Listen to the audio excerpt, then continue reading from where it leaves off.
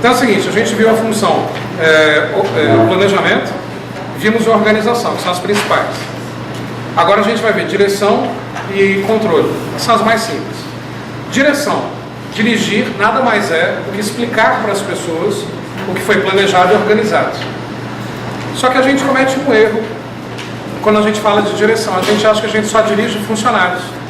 Uma empresa não dirige só funcionários. Uma empresa dirige clientes. Uma empresa dirige donos. Aí você vai falar, ué, como é que uma empresa vai dirigir o dono? Muitas vezes o planejador, que é funcionário da empresa, ele elabora o planejamento. Ele precisa de orçamento aprovado. Ele não tem que convencer os donos para abrir o bolso. Então, de alguma forma, você está dirigindo os donos. Então, como está aqui, ó, a direção ela envolve empregados, investidores, fornecedores, distribuidores e consumidores. Só que eu posso falar do mesmo jeito que eu falo com o empregado, eu falar com o dono. O empregado, de vez em quando, eu posso ser ríspido, posso ser autoritário. Vai ser autoritário com o dono? Poder até pode. Está demitido. Você vai pagar. Né? Você vai pagar. Então existem formas diferentes de se comunicar com esses públicos em relação ao que foi planejado. O que cai em prova sobre direção? O que é a função, que é comunicar o planejamento e a organização. E cai em prova também quais são as formas de falar com essas pessoas, que a gente chama de sistemas de direção. O que são os sistemas de direção de Likert, que é o autor que inventou isso? Existem 4 sistemas de direção: autoritário coercitivo, autoritário benevolente, consultivo e participativo. Lembra em gestão de pessoas, para quem já estudou, que vocês viram os tipos de liderança? Autocrática, democrática e liberal? O que é o líder autocrático? Manda quem pode e obedece quem tem juízo. Isso. O que é o líder democrático? Eu deixo você falar, mas não necessariamente eu considero o que você disse. E o que é o líder liberal? A equipe decide. Fazendo uma analogia, esses sistemas de direção são análogos aos tipos de liderança. O autocrático é o autoritário coercitivo ou autoritário benevolente. O que é o sistema autoritário coercitivo? Como retrata essa imagem que eu coloquei aqui. Você manda, a pessoa tem que obedecer. Eu posso ser autoritário coercitivo com fornecedores? Não. Se eu for, ele não me fornece mais. Eu posso ser autoritário coercitivo com investidores e donos? Se eu for, ele me demite. Eu só posso ser autoritário coercitivo quando couber com quem? Funcionários. Só que esse é um jeito antigo e arcaico de gestão. Ficar gritando, ficar berrando, hoje em dia não se usa mais. Só que tem vezes que é necessário, tem momentos que é necessário. Oi? O dedo... Oi? Não entendi. Isso. Tem alguns momentos que é necessário.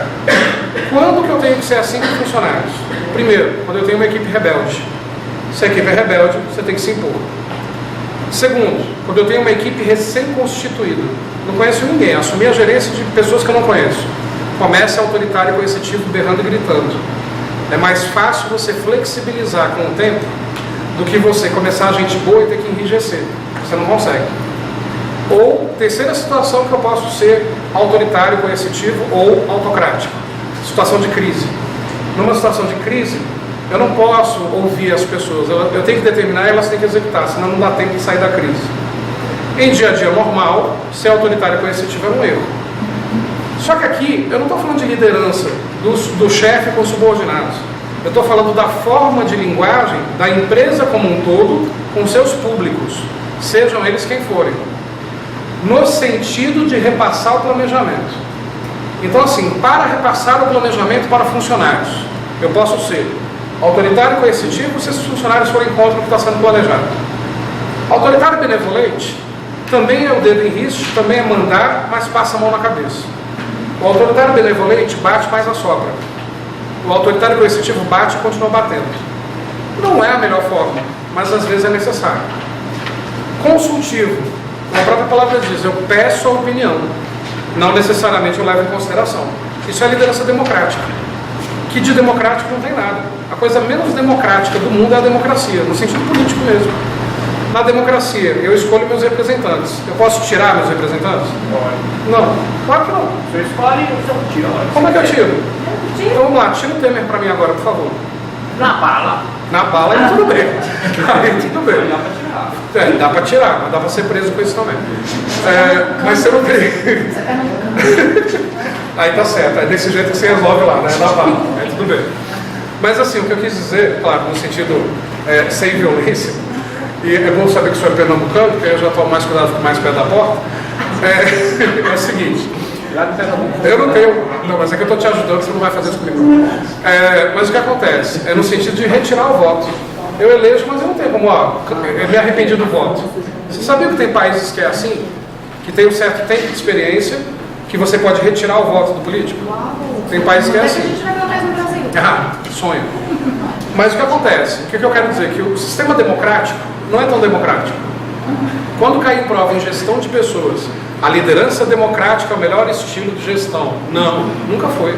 O melhor é o liberal. Só que você interpreta na hora da prova que liderança liberal, com base no conceito do laissez-faire, deixa rolar, é o chefe não preocupado. Ao contrário. Se o chefe é liberal a ponto de nem influenciar a decisão dos funcionários, é porque ele confia. É porque ele tem uma equipe altamente capacitada de gestão de competências. Eu só posso ser líder liberal na gestão de competências. Fora isso, não tem como. Da mesma forma, o que seria o sistema de direção participativa? Eu elaboro um planejamento, mas não para apresentar. Eu elaboro o planejamento de acordo com o que a galera vem falando. E aí eu vou elaborando o planejamento escutando todos os personagens, todos os atores. Não esquece, quando aparecer esses nomes numa prova, autoritário coercitivo, autoritário benevolente, consultivo participativo, não é gestão de pessoas, não é o líder com seus subordinados. É a empresa com seus públicos em relação ao planejamento. Então, obviamente, uma empresa será consultiva ou participativa com os donos e fornecedores. Autoritário coercitivo e autoritário benevolente, se necessário, com seus funcionários. Então, para cada tipo de público e reações, adota um sistema de direção diferente, uma forma de falar diferente sobre o que foi planejado e organizado. Beleza? Isso é direção, só isso.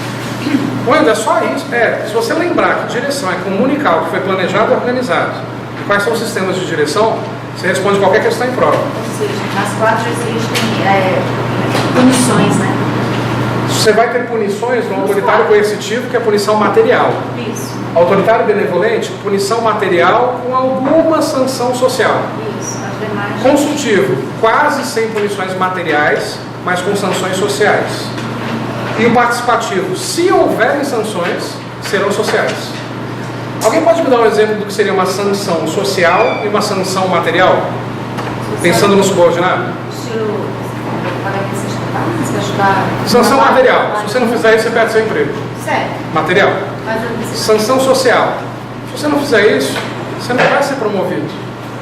Social. Pô, mas isso reflete no bolso. Reflete. Mas a questão de ser promovido ou não. Eu não estou tirando nada que o funcionário já tem. Eu estou tirando a oportunidade de ter. entendi. Aí a sanção social. Certo. Questões sobre isso então. Aqui é só um resumo. Essa tabela ajuda muito vocês. Só que eu acho que no material ficou pequenininho. Na apostila que eu mando por e-mail está maior. Mas vamos ver isso daqui. Num sistema autoritário coercitivo, como é que é o processo decisorial? Centralizador, monopolizado e fechado. Como que é o sistema de comunicação? Não existe. Imposição, ordens e limitação. Como que é o relacionamento entre as pessoas? Não existe. Nenhuma liberdade. Como é o sistema de recompensas e punições? Punições e ações disciplinares e obediência rígida. Tanto é que olha o nome. Autoritário, coercitivo. Autoritário benevolente. Você não precisa estudar as outras. Você deve lembrar que a partir do momento que a gente vai evoluindo, tudo isso aqui vai se flexibilizando. Na mesma proporção. Mas vamos lá. Autoritário benevolente, processo decisorial, alguma centralização, mas já permite alguma descentralização também. Sistema de comunicação, alguma imposição, pouca informação para as pessoas. Você tem que fazer o que está recebendo a ordem. Relacionamento entre as pessoas, tem alguma liberdade, mas com desconfiança. E o sistema de recompensas, punições menos arbitrárias, mas ainda são arbitrárias, e recompensas salariais. Aí sistema consultivo, que eu peço a opinião das pessoas. Processo decisorial, descentralização e delegação de decisões, bem menos centralizador. Sistema de comunicação, consulta aos níveis inferiores, se pergunta para as pessoas a opinião delas. Relacionamento interpessoal, há confiança entre as pessoas, algum trabalho em equipe, não na totalidade. E ênfase nas recompensas salariais em termos de recompensas e punições. Aí o melhor sistema de todos, no sentido de liberdade, de relação humana, participativo. Processo decisorial, totalmente descentralizado, o chefe não manda nada, porque a equipe é altamente madura e já executa o que tem que executar. O chefe só faz um leve trás de informações da cúpula para a equipe. No sistema participativo, o chefe só dá opiniões se solicitado. Sistema de comunicação, alta participação, consenso e debate entre as pessoas. Relacionamento interpessoal, total liberdade e autonomia para as pessoas, tanto é que o chefe nem se envolve. E os sistemas de recompensa com ênfase em recompensas salariais, sociais e simbólicas. Um elogio em público é uma recompensa simbólica, que todo mundo gosta de receber. Então, esse quadro retrata mais esmiuçadamente como são esses sistemas. Como é que isso cai em prova sobre direção? Claro? Se eu não me engano, eu acho que no edital ele tinha colocado planejar, eu não lembro do demais, mas eu lembro que ele colocou comunicação. Está dentro da direção ou é um... Comunicação está dentro do planejamento, porque é o ato de colocar no papel, você já tem que se comunicar bem. Está na direção, está na organização, está no controle, está na avaliação. Comunicação permeia todos. Tá. A gente vai ver comunicação aí. Não, na realidade comunicação é gestão de pessoas. Ah, tá. Mas eu explico comunicação, não tem problema não. É bem rápido. Bom, o que já caiu em prova então sobre direção? A direção é impessoal, razão pela qual constitui uma das funções mais simples para o administrador. Certo ou errado? Um de cada vez. Gente, foi muito tumulto para ver quem responde primeiro. Eu vou perguntar de novo, porque eu não vi quem levantou a mão primeiro. Tamanho tumulto. Baixa a mão todo mundo. A direção é impessoal, razão pela qual constitui uma das funções mais simples para o administrador. Se a direção fosse impessoal, existiria 4 estilos? Existiria um só. Então a questão está o quê? Errado. E é simples dirigir pessoas? É mais fácil dirigir pedra do que dirigir gente. Então, questão errada. 19. O sistema de direção participativa tem se mostrado o meio mais complexo de impulsionar as pessoas em direção aos objetivos organizacionais. E aí? Lembra que participativa é o mais aberto. O que é mais difícil de fazer? Ter uma gestão aberta que todo mundo pode emitir opiniões ou ser rígido o tempo inteiro? Vá ser rígido o tempo inteiro para ver se você tem, no mínimo, paciência. Então, quer dizer, o mais complexo é ser rígido o tempo inteiro. Qual que é o mais complexo, então, dos 4 sistemas? Autoritário, coercitivo. Esse é o mais complexo. Então, nesse caso, questão errada. Participativo é mais simples. Eu já tenho pessoas maduras. Parece que envolve tantas pessoas Envolve. e gasta tanto tempo. Verdade. Parece uma relação mais complexa. Mas se eu posso ser participativo, é porque esse público já é maduro. Se esse público é maduro, me dá menos trabalho. Então eu posso achar que é. Não, mas aí se você pode achar que é e não é, você achou errado. Aí o erro foi da gestão. Você só vai ser isso se tiver um público adequado para isso. Né? Mas a gente erra no julgamento do dia a dia. Porque para mandar também é mais fácil mandar do que construir. Nunca nessa vida. Mais fácil mandar do que apenas orientar? Eu acho. Nunca. Não. Aí que tá. Não estou fazendo uma Mas é o que eu acho. Claro, claro. Importa, né? Importa sim. Não, Sabe o que importa? Porque a partir do momento que a gente tem uma linha de pensamento e isso cai numa redação, se você for pela sua linha de pensamento que é certa, você erra na prova. Importa sim. Coloque na cabeça, é mais fácil eu dar liberdade para as pessoas que são amadurecidas e, consequentemente, eu não ter que controlá-las do que ficar a pulso rígido com quem eu tenho que controlar de perto. Tá? Agora, em termos de tempo, o que é mais rápido? Faz isso. Se não fizer, está na rua. Isso é mais rápido, mas é mais complexo, pode ter certeza. Olha 20. A divisão dos sistemas organizacionais em autoritário coercitivo, autoritário benevolente, consultivo e participativo é oriundo da teoria comportamental? Lascou, porque essa questão está misturando direção, que é um assunto, com TGA, Teoria Geral da Administração, que não está no seu edital. Não está no edital, cabe anulação? Não, porque a banca pode ou não pode perguntar em que momento histórico algo surgiu que está no edital? Pode, faz parte do contexto. Por isso que eu falo que TGA é importante antes de você assistir qualquer aula de administração. Eu vou assistir administração, gestão de pessoas, materiais, financeiros. Assiste uma aula de TJ primeiro, agora você pode ir para a aula. Tipo, a aula de TJ tem que ser pré-requisito para tudo, mesmo não estando no edital. Põe na cabeça o seguinte: existiram duas teorias de TGA que foram focadas em pessoas. A primeira e a última. Qual foi a primeira?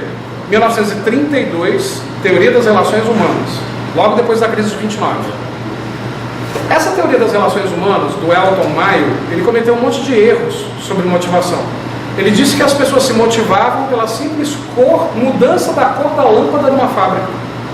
Porque ele percebeu que ao mudar a cor da lâmpada, a produtividade teve alteração. Peraí, o cara muda a cor da lâmpada, a produtividade altera. A cor da lâmpada altera a motivação. Não!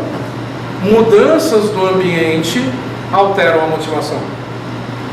Aí ele separou os homens das mulheres que trabalhavam nas fábricas e percebeu que as mulheres interrompiam o trabalho mais vezes do que os homens. E ele falou então que os homens, por interromper menos vezes, só que mais tempo, a motivação varia de acordo com o gênero. Aonde que a motivação varia de acordo com o gênero? Tem homens e mulheres na sala, tem homens e mulheres assistindo, todo mundo querendo a mesma coisa, uma vaga. Então, quer dizer, ele concluiu errado. Só que o cara é de 1932, mundo machista, mais do que hoje, bem mais do que hoje, ainda é, e conclusões erradas, porque ele foi o primeiro. Isso só vai ser corrigido perto dos anos 60, na teoria comportamental, de que trata essa questão. Quem foram os behavioristas, ou os comportamentalistas? Pessoas que pegaram esse livro do Elton Mayo e vieram corrigindo. Então, por exemplo, começou a se estudar o seguinte: a motivação humana não depende da cor da lâmpada, a motivação é interna. Chegaram à seguinte conclusão: a motivação pode ser de acordo com as necessidades, Maslow, pode ser de acordo com a expectativa, Vroom, pode ser de acordo com fatores internos, Herzberg. Então, quer dizer, Herzberg, Vroom, Maslow, Douglas MacGregor com a teoria XY, Daniel Goleman com a inteligência emocional, essa galera toda fazia parte dos behavioristas dos anos 60. Não tem os tribalistas hoje? Então tinha os behavioristas dos anos 60. Nada a ver com o que eu falei agora, tudo bem. Essa galera eram os comportamentalistas. Qualquer evolução que se fale de gente não nasceu na primeira teoria, porque a primeira teoria era singela e bobinha. Qualquer teoria que fale, qualquer ferramenta que fale de ser humano, que seja mais próxima do contexto atual, veio da teoria comportamental. Então a questão está certa ou está errada? Está certo. Isso aqui é avançado demais para ter sido dito na primeira teoria sobre gente. Então, nesse caso, questão correta. Outra, a administração de uma organização requer tomada de decisões, coordenação de diversas atividades, condução de pessoas, avaliação de desempenho conforme os objetivos previamente determinados, obtenção e locação de recursos, entre outras ações. Cuidado, esse tipo de questão que vai listando coisas, você tende a ler de uma vez só: ah, está tudo positivo, questão correta. E se tiver um erro, está em uma única coisa que é colocada no erro. Vamos jogar item por item. A questão está perguntando: a administração de uma organização requer o quê? Para administrar uma empresa, requer tomada de decisões? Sim. Requer coordenação de diversas atividades? Também. Requer condução de pessoas? Em alguns momentos eu vou ter que conduzi-las, igual gado. Correto. Avaliação de desempenho conforme os objetivos previamente determinados? Correto. Obtenção e locação de recursos? Correto. Claro, tem que obter e locar recursos. Ou não? Eu faço sem dinheiro? Sem materiais? Sem patrimônio? Sem tecnologia? Sem pessoas? Quais são os recursos que toda organização tem? Pessoas, tecnologia, material, patrimônio e financeiro. Sem esses 5 recursos eu não faço nada. Entre outras ações, aí ficou mais correto ainda, né? Porque qualquer coisa se encaixa. Certo ou errado? Questão correta. Continuando. Controle. O controle é uma função que sempre cai em prova também. E assim, eu não consegui buscar nenhuma imagem de controle organizacional, por isso que eu coloquei controle remoto, tá? Para ilustrar. O que cai sobre controle? Primeira coisa, o que é controle? Verificar se as pessoas estão fazendo o que foi originalmente planejado, organizado e dirigido. Eu só vou mexer com controle depois de eu ter planejado, dirigido e organizado? Ou eu faço controle antes? O certo é fazer antes. Planejei, já controlo. Vai que não dá certo, altera o planejamento já. Estou dirigindo as pessoas, percebi reações negativas daquilo que eu estou dirigindo, já controlo. Quem sabe eu já altero o planejamento antes de começar a execução. Começou a execução. Estou percebendo que tem erro, as pessoas não estão executando o que foi originalmente planejado e dirigido. Controla. Para que serve um controle? Adotar ações corretivas. A adoção das ações corretivas é controle? Não. Controle é eu verificar para ver se merece ações corretivas. Vou adotar ações corretivas. O nome disso é outra função, a avaliação. A avaliação é a decisão das ações corretivas. Então, segundo os autores, o controle tem 3 funções. Primeiro, o controle tem uma função restritiva e coercitiva. Restringe o trabalho das pessoas, ameaço se a pessoa não executar aquilo que eu planejei, se ela estiver sendo rebelde, não por não entendimento, e aí com isso eu controlo. Só que eu não posso ser assim o tempo inteiro, senão a empresa perde totalmente o clima organizacional. Segundo, o controle pode ser um sistema automático de regulação. Um exemplo disso: eu tenho como controlar pessoas sem ficar exercendo o controle sobre elas. De que forma? Cartão de ponto. Todo mundo sabe, bateu o cartão de ponto fora do horário, já tem desconto no salário. É automático. Você não precisa ficar ameaçando o tempo inteiro e ficar em cima o tempo inteiro. A pessoa só tem como entrar na empresa se ela bateu o cartão de ponto. Então, já é um sistema automático de regulação. Ou, terceira função do controle, uma função administrativa. Por exemplo, Tribunal de Contas da União. Naturalmente, esse órgão inteiro já tem uma função administrativa de controle. Tribunal de Contas do Distrito Federal, Corregedoria não sei de onde. São funções administrativas de controle natural para a instituição inteira. Então, se cair em prova, quais são as 3 funções do controle? O controle pode ser coercitivo e restritivo. O controle pode ser um sistema automático de regulação. Ou o controle pode ser uma função administrativa. Essas são as 3 funções do controle. Aí, continuando. O que é a tomada de ações corretivas que o senhor falou? Avaliação.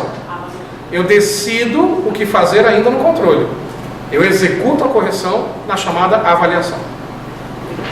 Bom, o processo de controle tem 4 etapas. Primeira coisa, para eu controlar alguém, eu tenho que ter primeiro estabelecido os objetivos para esse alguém.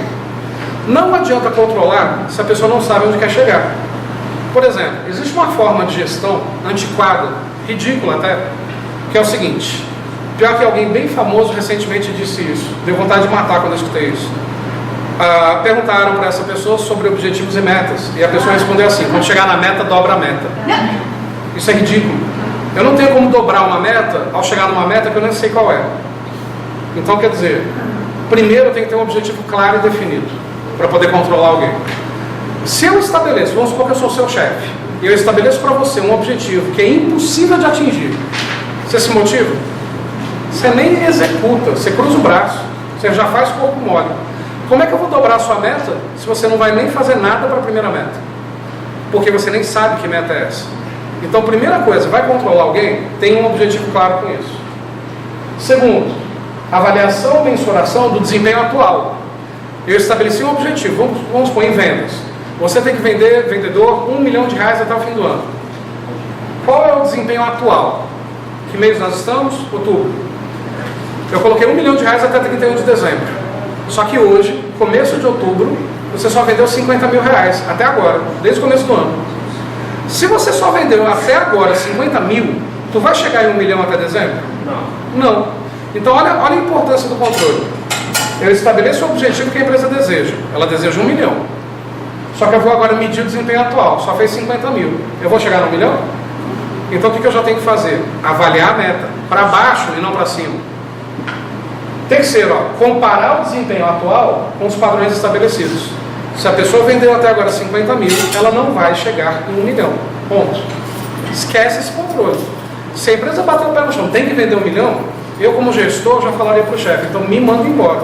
Que os meus subordinados não vão chegar em 1 milhão só porque o senhor quer.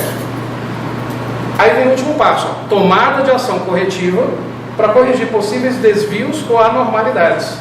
Pode ser uma anormalidade um subordinado não conseguir chegar no objetivo porque ele não quer, porque não tem ferramentas ou porque ele não entendeu. Mas a pior anormalidade de uma instituição qualquer é o funcionário não chegar no objetivo porque ele é impossível de atingir. Isso é a maior anormalidade de um planejamento estratégico. Como é que eu coloco uma meta que é impossível? As metas têm que ser factíveis, porém desafiadoras. Meta muito fácil também, ninguém empolga. Deixa para trabalhar só nos 46 minutos do segundo tempo. Mas não é impossível. Oi? As metas delas podem ser difíceis, porém não é impossível. Eu não gosto de usar a palavra difícil, porque quando a gente usa o termo difícil, todo mundo já acha que é impossível, ou que é muito difícil. Vamos colocar desafiador, porque algo desafiador mexe com o seu ego, entende? Você fala assim, ó, essa meta é difícil, mas você vai atingir, eu tenho certeza. Você já começou desmotivado. Se eu sou seu chefe e falo, essa meta é desafiadora, mas eu confio em você, já mexi com o teu ego, entende? Então quer dizer, mas vamos lá, para o linguajar normal, as metas podem ser difíceis, mas tem que ser verdadeiras, tem que ser possível de atingir, senão foge do controle. Então, se cair em prova, quais são as 4 etapas do controle? Definir o objetivo que eu quero, avaliar qual é o desempenho atual, comparar o desempenho atual com o objetivo que eu desejei e adotar correções, para deixar isso factível. Tá. Segundo Chiavenato e os outros autores, quais são as características de um bom controle? Controlar não é fácil, qualquer pessoa odeia ser controlada, já começa por aí. Para o controle ser bom, o que eu tenho que fazer?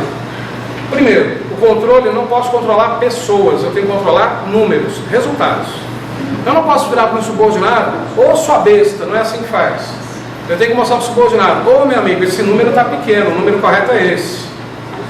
Sempre controle resultados e não pessoas. Segundo, todo controle tem que ser compreendido.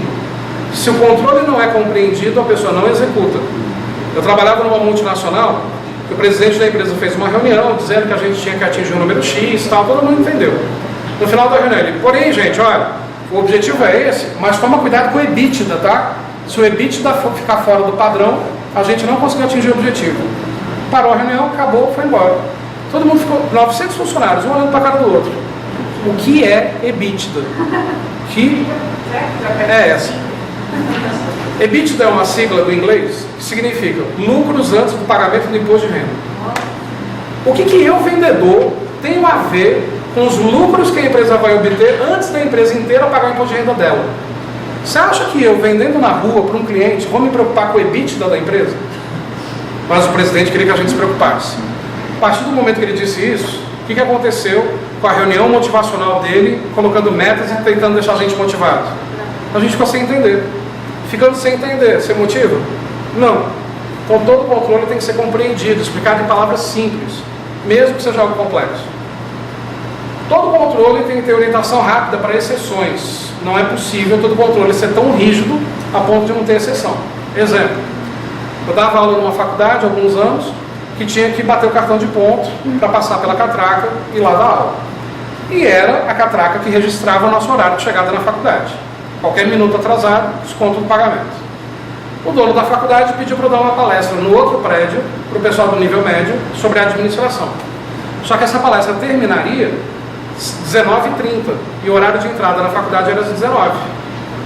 Beleza, o dono mandou, nem questionei. Era no prédio ao lado, dei a palestra, 19h30, voltei para o prédio da faculdade, passei o cartão, fui dar aula.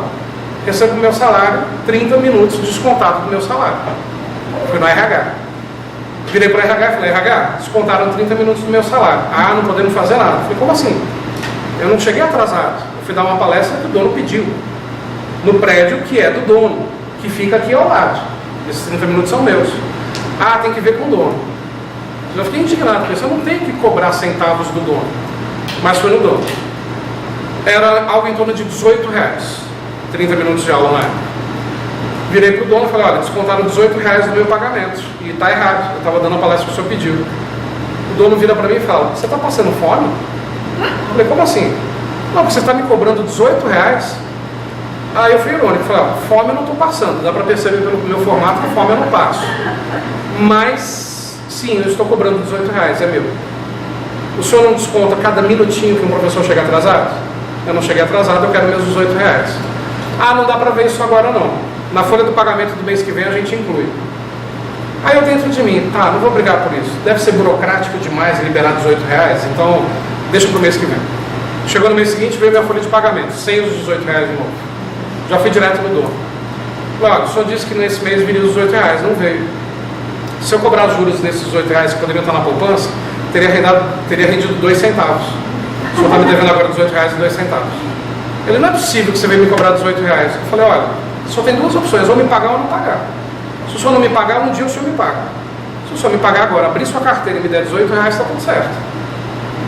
Nossa, mas aí ele começou a ficar indignado, começou a gritar, começou a xingar, a me humilhar, bati a porta na cara dele, no dia seguinte fui demitido da faculdade. Me demiti por causa disso. Pus na justiça. Aí eu pus na justiça pedindo o quê? Os R$18, danos morais, um monte de outras coisas, trabalho em casa organizando uma aula que não era pago por isso, blá, blá, blá, blá, blá. Teve que pagar 15 mil. Então no dia que saiu o processo definitivo, que ele teve que pagar os 15 mil, eu falei, tá vendo? Não era melhor o senhor ter aberto a carteira e pago os R$18? Você pode dizer assim, pô, mas o cara brigou por causa de R$18. Vem cá, você consegue andar de ônibus se faltar 50 centavos para pagar? Não. Você consegue numa padaria comprar uma garrafinha d'água se a caixa não tiver autonomia para te dar um desconto de 10 centavos? Não. Por que eu não tenho que abrir mão de R$18 do meu salário que eu estava trabalhando? Com desvio de função ainda, porque a minha obrigação não era dar palestra para o 2º grau. Ainda entrei com uma indenização por desvio de função. Então assim, custava existir uma exceção? Se o controle era o cartão de ponto, custava neste caso criar uma exceção? Não. Mas as empresas criam. É mais fácil bater o pé no chão e impor do que criar uma exceção para o funcionário. Eu não entendo essa lógica. Quer fazer uma gestão humana? Se ponha no lugar do ser humano. Ao contrário de me descontar R$18, teriam que me dar um agrado por ter ido dar essa palestra. Mas não. Então assim, todo controle tem que ter exceção. Dica de técnica de estudo. Quantos de vocês, nesse exato momento da aula, escreveram aqui ao lado o exemplo da faculdade? Alguém? Uma pessoa. Quantas pessoas, daqui uma semana ou duas, estudando isso em casa, vão lembrar desse exemplo? Uma pessoa. Então, todas as aulas, gente, de qualquer matéria, de qualquer professor, foi dado um exemplo, anota ao lado o exemplo de tal coisa. Porque ao estudar em casa, você vai lembrar do exemplo que foi dado em sala de aula. Não achem vocês que esses exemplos que eu dou, no meu caso, eu posso falar por mim isso também. Todos os exemplos que eu dou são previamente pensados, não vem na hora na cabeça. Eu pensei previamente. Por quê? É tanto detalhezinho que você tem para estudar, você vai lembrar de todas as regras das características do controle? Dificilmente, se cair uma questão sobre isso. Mas o exemplo você esquece? Não. O exemplo você lembra. Outro, todo controle tem que ser flexível. Nenhum controle é rígido eternamente. Cartão de ponto hoje em dia é coisa do passado, meu Deus. O esquema não é home office? Como é que eu vou ter cartão de ponto para a pessoa trabalhando em casa? Não tem como exigir isso. Claro, em tipos de trabalho que já ocorrem em home office. Em tipos de trabalho em que ainda é necessário o presencial no horário certo, você não pode ser flexível nesse sentido. Todo controle tem que permitir o autocontrole. O controle tem que ser tão aberto, tem que ser tão bem explicado, que permita eu fazer, não porque eu sou obrigado, mas sim por consciência. Eu me conscientizar de que aquele controle é bom. Então eu executo, não porque me obrigam, mas sim porque eu entendo que ele é positivo. Autocontrole. Como eu falei, todo controle tem que ter natureza positiva. Se tem natureza negativa, a gente não segue. E todo controle tem que ser claro e objetivo. Passar horas explicando o porquê daquele controle, o funcionário nem presta mais atenção. Direto ao ponto. Funcionário, você tem que estar aqui às 8 da manhã, porque sem você às 8 da manhã o equipamento não funciona. E as outras pessoas dependem de você ligar o equipamento a esse horário. Pronto, direto ao ponto. Valorizando sempre o papel do funcionário em relação ao controle. Não existe planejamento estratégico, tático e operacional? De todas as 5 funções, planejamento, direção, organização, controle e avaliação, a única que também tem 3 níveis é o controle. Também existe controle estratégico, controle tático e controle operacional. Na mesma analogia. Planejamento estratégico não é para a empresa inteira? Controle estratégico também. O que seria um controle estratégico para a empresa inteira? Os balanços patrimoniais, fluxos de caixa, relatórios financeiros. O que seria um controle tático para cada departamento? Controles de orçamento de cada departamento, controles de gastos de água, luz, telefone, folha de pagamento de cada departamento. Controle tático. E um exemplo de controle operacional para cada indivíduo, cartão de ponto, é um controle operacional. Então, da mesma forma que existe planejamento estratégico, tático e operacional, Existe controle estratégico, tático e operacional na mesma explicação. Beleza? Então vamos lá, possível pergunta de prova. Das 5 funções do processo organizacional ou administrativo, apenas planejamento e direção são divididos em estratégico, tático e operacional. Errado, é apenas planejamento e controle. Beleza? Isso é controle. Professor, Diga. puxando para lado da administração pública, pode ser considerado o controle estratégico o plano de auditoria, né? Plano de? Um plano de auditoria interna, um controle estratégico. Essa auditoria é contemplando a organização inteira? Então é estratégico. Essa auditoria é só para departamentos? Tático. Essa auditoria é só no nível individual? Operacional. Então sempre a resposta a essa pergunta, se pergunte antes, é para a empresa inteira, para cada departamento ou para cada indivíduo? Essa já tem a resposta. Sempre. Tá? Questões sobre controle. O processo de controle caracteriza-se pelo seu aspecto cíclico e repetitivo. Aí lascou, né? Eu explico o controle, você entende, é fácil, vai ver uma questão como essa.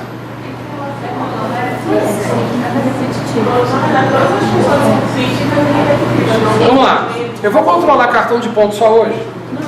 Vou controlar todo dia. É repetitivo. Mês a mês, isso não reinicia o ciclo? Então, o controle é cíclico e repetitivo? Sim. O que não significa que o controle será eterno. Eu posso quebrar aquele controle e criar um novo, ou eliminar aquele controle e nunca mais ter. Mas enquanto ele existe, ele é cíclico e repetitivo. Questão correta. O controle de qualidade verifica materiais, produtos e serviços, assegurando a sua excelência. Por quê?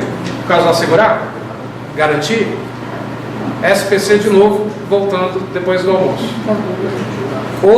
Outro sintoma da doença que eu chamei de síndrome do psicopata de concurso. Tudo que assegura, tudo que garante está errado. Nem tudo. Você vai gravar uma regra para a sua vida daqui para frente, na hora da prova. Toda teoria garante tudo. Nenhuma prática garante nada. Oh, meu Deus. Não ri muito, é sério. É que você se acostumar, mas a culpa é nossa, a culpa é dos professores. Tem professor que chega, ó, toda vez que tem garante a questão está errada. Tá, e quando tem garante o gabarito está correto, foi a banca que errou? Não. Não necessariamente, a banca também erra. Mas olha só, se eu falo algo teórico, em teoria, fazendo igual a teoria, dá tudo certo. Então toda teoria garante tudo. Agora, se eu cito uma questão prática, significa que vai ser uma realidade para todo mundo? Não. Então por isso que eu brinquei. Toda teoria garante tudo, nenhuma prática garante nada. Aqui é teórico ou prático? Está citando exemplo? Então é teoria. Ó, o controle de qualidade verifica materiais, produtos e serviços? Se eu adotar o controle de qualidade como deve ser adotado, assegura a excelência? Assegura, questão correta. Não é porque garante, não é porque assegura que está errado. Lembra da dica, toda teoria garante tudo, nenhuma prática garante nada. Beleza? Se a questão tivesse assim, na empresa X, que adota as regras de controle colocadas pelas normas ISO, adaptáveis à realidade da organização, assegura a sua excelência? Aí eu estou falando de prática. A empresa adota a ISO, mas adaptada à realidade dela. O que garante que isso vai dar certo? Aí não garante nada. Prática não garante nada. Ok? Outro. O controle que se caracteriza por ser feito no nível intermediário e referir-se a cada uma das unidades organizacionais é o estratégico? Se é intermediário, se é para cada unidade, lembra que unidade é sinônimo de departamento. Se é para cada departamento, qual é o nome? Tático e não estratégico. Questão errada. Mas acerta. É porque é novidade demais, de uma vez só para a maioria de vocês. Faz exercício em casa, repete esses da aula. Você vai ver que só a repetição vai te fazer chegar ao nível desejado. Por exemplo, vocês vão ter acesso às gravações. Quando você assiste em casa de novo, você vai perceber que a percepção já melhora muito. Se você assistir uma terceira vez, aí você vai começar a se tocar. Como é que eu pensei isso da primeira vez? Já começa a ficar fácil, entende? Agora, escutar só uma vez, que já é cansativo, já é novidade, e nunca mais pegar, esquece. Outro, se o controle for considerado de forma isolada, deverá se remeter ao processo administrativo. Contudo, se for visto em conjunto com as demais funções, ele deverá se integrar ao grupo denominado função administrativa. Ah, a questão vai ser subjetiva assim lá longe. E aí? Primeira vez que eu vi essa questão, deu vontade de rasgar a prova, mas e aí? De novo, se o controle for considerado de forma isolada, estou analisando só controle, sem planejamento, sem direção, sem organização, sem nada. Isso se remete ao processo administrativo? Sim. Ô, gente. Hoje? Hoje? Olha só. Acredita na gente. O que é processo? Passo a passo para executar uma tarefa. Isso. Quando a gente fala processo administrativo, a primeira coisa que vem na sua cabeça é direito. Esquece direito, a aula aqui é de gestão. O que é processo administrativo? É a execução das 5 funções. Que são quais? Planejamento. Qual é a segunda função na sequência? Organização. Então, ó, planejo colocando no papel. Organizo definindo quem faz o quê. Direção explicando para as pessoas o que tem que ser feito. Controle para ver se está tudo certo. E avalio para adotar as ações corretivas. Isso é um ciclo? Sim. Eu consigo organizar, dirigir, controlar e avaliar sem planejar antes? Não. Então olha o que a questão está perguntando. Se o controle for considerado de forma isolada, só o controle, de forma isolada, ele se remete ao processo? Não, gente. Não se remete. Se eu estou isolando, ele está no meio do processo, concordo. Como é que eu não concordo com você? Eu quero que você concorde com isso que você acabou de falar. Se o controle faz parte do processo e eu o isolo, eu estou tirando ele do processo. Se eu estou excluindo ele do processo, como é que vai se remeter ao processo? Em outras palavras, quantas funções tem o processo administrativo? Sim, se eu retiro um. Cada uma delas é uma função, concorda? Sim. Quando eu analiso de forma isolada, é função. Quando eu analiso em conjunto, é processo. Concordado? Sim. A questão colocou ao contrário. Se o controle for considerado de forma isolada, que é função, se remete ao processo? Não. Contudo, se for visto em conjunto com as demais, deverá se integrar ao grupo denominado função? Não. Função é isolado. Dentro da execução das outras 5 é processo. Vamos inverter para ficar correto? Se o controle for considerado de forma isolada, se remete à função administrativa. Se o controle, contudo, for visto em conjunto, se remete ao processo. Aí fica correto. Só inverteu. Só que percebe que o erro aqui, que para quem errou, não é falta de conhecimento da matéria, é interpretação de texto. O português ainda está pegando aí. Mas é onde pega a maioria das questões. Vocês erram 90% das questões por erro de interpretação de texto. Você assiste aula teórica, você assiste videoaula, você estuda apostila, não é possível que eu não entenda nada. Mas qual é a sensação que dá quando você vai fazer questões em caso à prova? Não entendi nada. Você entendeu. Você só não treinou a forma que a banca pergunta. Porque as bancas não perguntam pura e secamente a teoria. Elas criam as questões para misturarem as informações da sua cabeça. Entenda uma coisa. Prova criada para candidato passar se chama vestibular. Concurso foi criado para as pessoas reprovarem. Cada questão é elaborada para sacanear o candidato. Então, qual é o grande segredo da coisa? 2 ciências que a maioria odeia. Interpretação de texto e raciocínio lógico. Se você for bom em interpretação de texto e raciocínio lógico, você tem 80% de chance de passar mais rápido numa prova. Porque aí os 20% é só aprender a teoria. O segredo de uma prova não é conhecimento teórico. O segredo de uma prova é praticar exercício. Eu falo isso em todas as escolas, eu falo isso para todos os alunos, aí todo mundo continua estudando só a teoria. Por que eu misturo mais? Na minha explicação, eu fico mais na teoria, mais no exercício. Porque eu sei que isso é a prova, eu quero churrascos de posse na minha vida. Isso é a prova, não é a teoria. Só que para responder alguma coisa do exercício, eu tenho que ter uma noçãozinha da teoria. O que vai te aprovar é treinar questões. Quantos dias faltam para a sua prova? Exatamente, quantos dias? Quando você responde uns 40 e pouco, você ainda chegou perto. O pior é a pessoa que nem tem noção de quantos dias falta para a prova. Se você não tem noção de quantos dias falta para a sua prova, você não está se planejando para estudar e nem estudando. Você está vivendo cada dia como se fosse o último. Se programem. Que dia é a prova? 19 de Novembro. Estamos em que dia? Dia 8. 8 de outubro. Quantos dias faltam para a prova? 41 dias.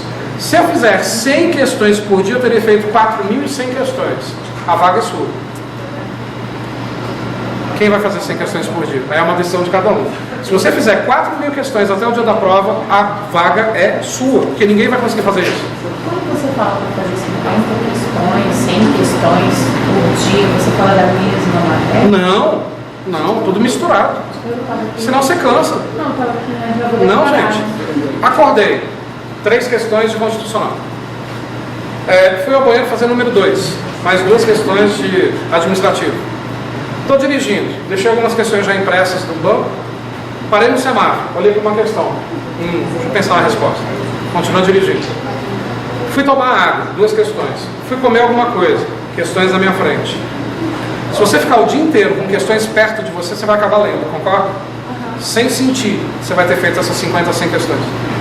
O problema é que vocês acham que é grudar a bunda na cadeira e fazer a 100 de uma vez só. Não. Aí anotei o gabarito. Vi os gabaritos, errei a maioria. Aonde agora que eu vou buscar a teoria? Naquelas que eu errei. Por que eu errei? Depois que você ir atrás do porquê que você errou, você tem que fazer uma coisa que ninguém faz. Aquelas que eu acertei. Por que eu acertei? Qual foi o motivo do acerto? Muitas vezes você acerta porque interpretou no chute. Se você faz isso, você não é obrigado a estudar a teoria? Só que você só vai estudar a teoria das questões que já caíram naquele tipo de prova que você pretende fazer. Você está estudando só o que interessa. E ponto. Essas aulas, todos os tópicos eu direcionei para o edital de vocês. Se fosse um curso completo para qualquer concurso, nossa, imagina que eu iria conseguir dar isso na quantidade de aulas que me deram para dar. Nunca. Eu já quase não vou conseguir. Então, quer dizer, se eu não tomar cuidado, eu extrapolo. Então, assim, aqui é focado no que vai cair na tua prova, que pode cair na tua prova. O assunto é muito maior do que isso que eu estou explicando. Mas, assim, estuda o que cai. Vocês têm 41 dias para a prova. Não dá tempo de estudar a teoria completa de nada. 41 dias voa. Então, assim, estudem por questões. Exercícios o tempo inteiro. Wendel, mas eu não sei nada daquele assunto. Vai para o exercício, porque isso vai te obrigar a ir atrás da teoria. Não estuda a teoria completa, não cai tudo numa prova. Só cai o que costuma cair. As bancas não criam novidades, as questões se repetem, os assuntos se repetem. Beleza? Quem fala isso é quem já passou em algumas provas. Estou passando minha experiência para vocês, não estou falando isso que é bonito falar. 26. No nível tático, o controle é orientado para a supervisão de cada tarefa ou operação, tendo ação em médio prazo. Se é tático, é por departamento. Se é por departamento, é para cada tarefa ou operação? Cada tarefa ou operação é o quê? Operacional. Questão errada. Beleza? Próximo. Comparar o desempenho alcançado com o previsto e adotar medidas corretivas são características do processo de controle? Comparar desempenho alcançado com o previsto, a gente viu que é uma das etapas do controle. E adotar medidas corretivas. Adotar medidas corretivas já é avaliação. Mas não dá para separar onde termina o controle e começa a avaliação. A avaliação é um processo sequencial ao controle. Anda junto. Então eu posso dizer que medidas corretivas começam no controle e terminam na avaliação. Se cair em prova, medida corretiva é tanto controle quanto avaliação. Analisar números, se o objetivo esperado daquilo que hoje eu realizo, aí é só controle. Agora, se eu analiso números e já adoto ações corretivas, é controle e é avaliação. Questão correta. Os sistemas sociais necessitam de controle homeostático, caso queiram conservar-se estáveis. Essa é aquela questão que se eu tivesse com uma escopeta na mão, dava um tiro na cara de quem elaborou. Isso é questão do mal. A pessoa que elabora essa questão dá uma risada, assim que termina de elaborar, porque sabe que ninguém vai conseguir responder essa porcaria. O segredo qual é? Vocabulário. Lembra no começo da aula da manhã que eu expliquei o que é homeostase? O que é homeostase? Olha aí agora no seu material. Busca do equilíbrio, não é isso? Então vamos lá. Os sistemas sociais necessitam de controle de equilíbrio? Sim. Caso queiram conservar-se estáveis. Quem é estável permanece equilibrado. Quem é equilibrado permanece estável. Certo ou errado? Certo. Está comemorando que acertou essa? Finalmente. Mas assim, aquele acerto consciente, né? Foi consciente. Top. Está se acostumando com o vocabulário. Então, assim, percebe qual é o segredo. Vocabulário, treino de questões. Vocabulário, treino de questões. Beleza? Chegamos, então, à função, à avaliação. A avaliação é a coisa mais simples do mundo de explicar, muito rápido. Você gosta de ser avaliado? Vamos lá, o dia da prova é um dia legal? Super legal, né? Você está calma, tranquila, sossegada. Você sabe que vai ter uma prova, que daqui a pouco vão abrir aquela praga daquele envelope. Vocês já perceberam que aqueles 10 minutos que antecedem o toque do sinal e a abertura do envelope parecem 10 horas? Não vem falar que você gosta de ser avaliado, que ninguém gosta. Aí a pessoa abre o envelope, distribui as provas. Você tem que ficar com a prova para baixo. Não pode dar uma olhadinha na prova antes. Eu sempre olho. Sempre dou uma olhadinha, já ver o tema da redação para ir pensando. Aí, não é não, é verdade. Aí beleza, toca o sinal, todo mundo vira a prova. Aí alguém abre aquele saco de Cheetos no meio da sala. E aquele cheiro? Aquele cheiro contamina a sala inteira. Vai te deixando nervoso. Aí a fiscal, tá com tamanco de madeira, aí andando. Você só escuta isso, a sala inteira. Aquele barulho se torna um cavalo dentro do seu cérebro. Concorda? Não, aí começa. Alguém fungando mais profundamente, parece um lanche, né? Se não outros sons, outros cheiros, daí por aí vai. Aquilo só te incomoda mais do que normal, por quê? Porque você está sendo avaliado. Numa situação normal, cotidiana, te incomodaria menos. Às vezes você nem percebe. Às vezes nem percebe. Tem certas coisas que não tem como não perceber, mas enfim, não incomodaria tanto. A avaliação intimida. Intimida o avaliado, e o avaliador gosta de avaliar. Olha para a cara do fiscal da prova. Ele ama aquele domingo que ele está ali? Não, gente. O fiscal de prova é a pessoa mais mal amada da face da terra. Você olha para a cara de um fiscal, você não vê felicidade na cara de um fiscal. Uma que ele já se sente a autoridade. Né? Assim, fiscal de prova é aquele dia que a pessoa se sente assim, caramba, eu não sou merda nenhuma na minha vida, mas hoje eu sou fiscal de prova. Hoje eu sou foda. Hoje, quem olhar para o lado, eu mando sair da sala, rasgo a prova. Hoje eu tenho moral. Eu já vi fiscais de prova que se acham os policiais. Né? Enfim, vocês já viram isso também. O que eu quero dizer com essa brincadeira, mas que faz sentido? Quem avalia se acha no dia da avaliação, porque eu estou avaliando, você está na minha mão. Quem é avaliado odeia, porque é uma situação tensa. Você sabe que naquela avaliação pode vir um aumento do seu salário ou a sua demissão. E assim vai. A avaliação é intimida, e outra coisa que atrapalha a avaliação. O avaliador, quando, aí falando dentro da empresa, você tem a avaliação marcada para o dia X. Você então já começa a se preparar, a trabalhar melhor, esconder algumas coisas erradas que você faz, porque a gente sabe também que os gerentes só nos avaliam nos dias que antecedem a avaliação. Ele não avalia o período inteiro. Então faz tudo certinho. No dia da avaliação, ele diz, pô, rapaz, hoje eu não tenho tempo de dar o feedback, de te avaliar. Vou marcar para depois. Você odeia ser avaliado, mas não altere a data da avaliação. Por quê? Porque eu me preparei psicologicamente para aquele dia. Aí o cara tira a avaliação e deixa para depois, você fala, meu Deus, tudo que eu me preparei eu fiz à toa, eu podia ter feito corpo mole, podia ter relaxado mais. Quer ver uma coisa que eu fico indignado no lugar de vocês? Ou melhor, dá vontade de pegar o concurseiro e dar um tapa na cara? Quando, por exemplo, tem uma prova marcada, Câmara Legislativa, estava com o edital marcado, prova marcada, tudo certinho. De repente o edital foi o quê? Impugnado. E aí todo mundo reclama. Por que você está reclamando? A prova da Câmara Legislativa não seria em dezembro? Logo na sequência de TST e TRF, você teria tempo para estudar para a Câmara? Não. Que bom, graças a Deus, ajoelha no chão porque aquilo foi impugnado. Porque deixar de existir não vai, o concurso vai ter. Se ele vai passar para janeiro, fevereiro ou março, não me dá mais tempo para estudar? Não, você queria agora, você quer agora. Para quê, meu Deus? Ah, porque se tiver mais tempo, os outros candidatos vão poder se preparar mais tempo. Pensa só em você. Se tiver mais tempo, eu me preparo mais tempo. Não ia ser MPU agora no final do ano? Não ficou para o ano que vem? Que bom! A prova da MPU geralmente é no comecinho de janeiro, primeira ou segunda semana. Você teria que passar o Natal e o Ano Novo estudando. Ceia, esquece. Virada de ano, esquece. Você teria que estudar. Você não ia estudar. Você ia para a ceia, você ia para o Réveillon. Já ia te atrapalhar. Agora você pode ir para a ceia e para o Réveillon com planejamento. Entende? Você mata o carnaval. Pronto.